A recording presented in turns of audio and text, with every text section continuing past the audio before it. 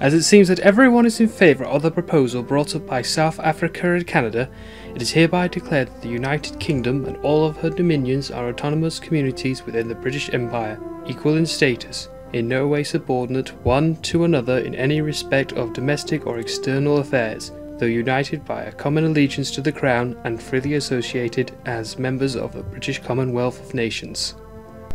Finally! Oh, just shut up and finish writing your constitution so we can formally cut the umbilical cord already. It's a prat.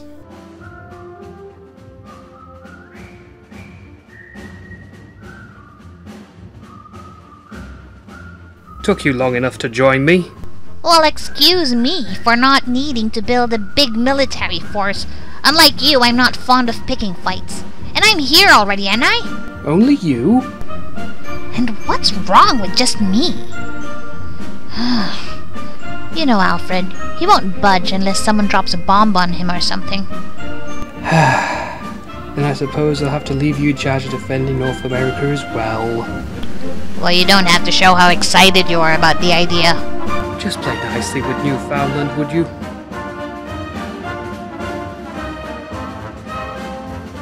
After many years of neglect, Canada's armed forces were small, poorly equipped and mostly unprepared for the war in 1939. But over the course of the war, Canada's forces eventually grew to 1.1 million. Canadians did not fight any significant combats in the European battle theater until the invasion of Sicily in 1943. The final landing on D-Day in June 6, 1944 was a Canadian effort in Juno with the 3rd Canadian Infantry Division, penetrating further into France than any other Allied force, giving the Canadians the advantage to head towards Netherlands, where they liberated that nation.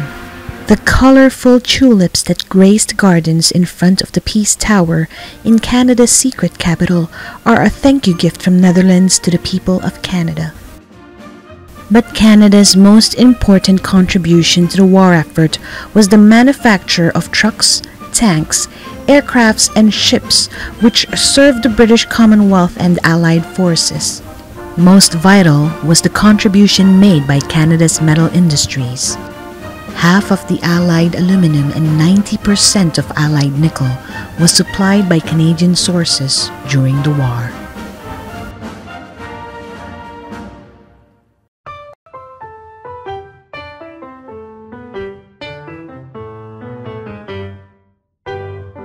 Egypt, because you took China's side against Taiwan, America and I won't give you the money to build your dam.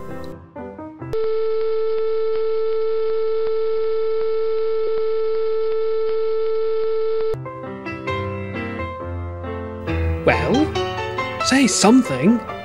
The Kingdom of Egypt is a sovereign state. When will you stop interfering with our business, you English bastard? I'm assuming your silence is a sign of hostility. The Kingdom of Egypt disagrees with your conclusion. But what the hell? You can no longer use the Suez Canal. Ha ha.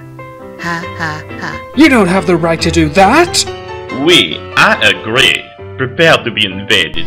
Jeez, stop it you two, you're acting like idiots! You've nothing to gain from this, Matthew, so stay out! I know I don't have anything to gain from this disagreement, but this fight is making a lot of people nervous. May I suggest that we create an emergency force through the United Nations that will ensure that the borders stay peaceful until France, England, Israel, and Egypt work out things between yourselves? Rejected! No.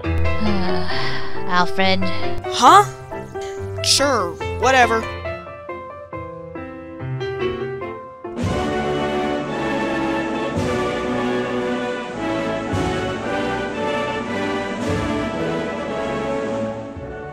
Here, the umbilical cord is now officially cut. It's about time. Only took you over 100 years. Hey, it may have taken me a lot longer than I anticipated, but when I do these kinds of things, I make sure to do it right. Lies! You maudit anglais will not succeed in extinguishing the spirit of the noble French. Je me souviens que, né sous le lys, je crois sous la rose. Vive le Québec! Come on, everyone. Getting mad won't solve anything. That's really quite the problem you have there. And whose fault is that exactly? And now back to our regularly scheduled program. Watch your manners! Don't you dare imply that I'm anything like France. After all these years of looking after you in our warm relationship, I thought you'd know me better. So what do I have the honor of this telephone conversation? Yes. I just wanted to say hello and how are you? You know, things.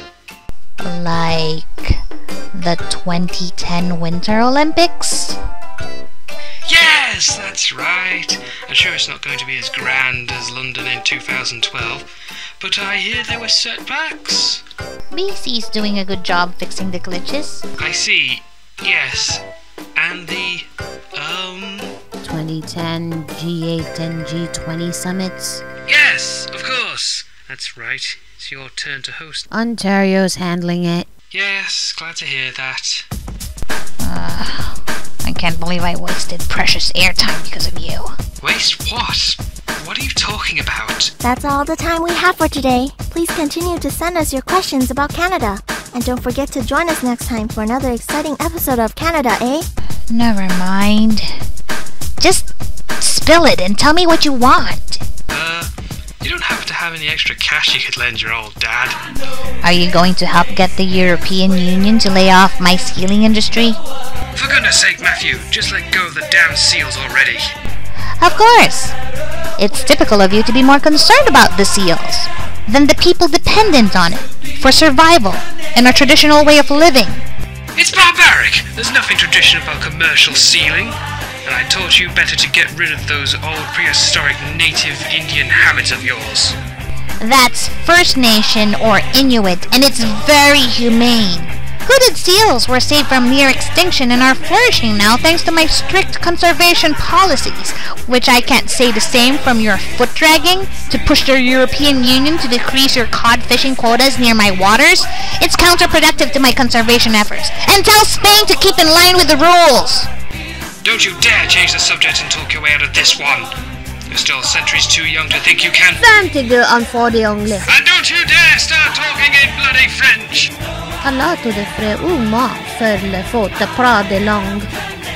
Idiot. I've known you long enough to realize that when you talk in that pleasant tone, you actually mean the opposite. And if it's in French, most likely insulting. Damn Francis and bad influences. Stop being underhanded and just say outright what you mean in English. You suck. Insolent little brat.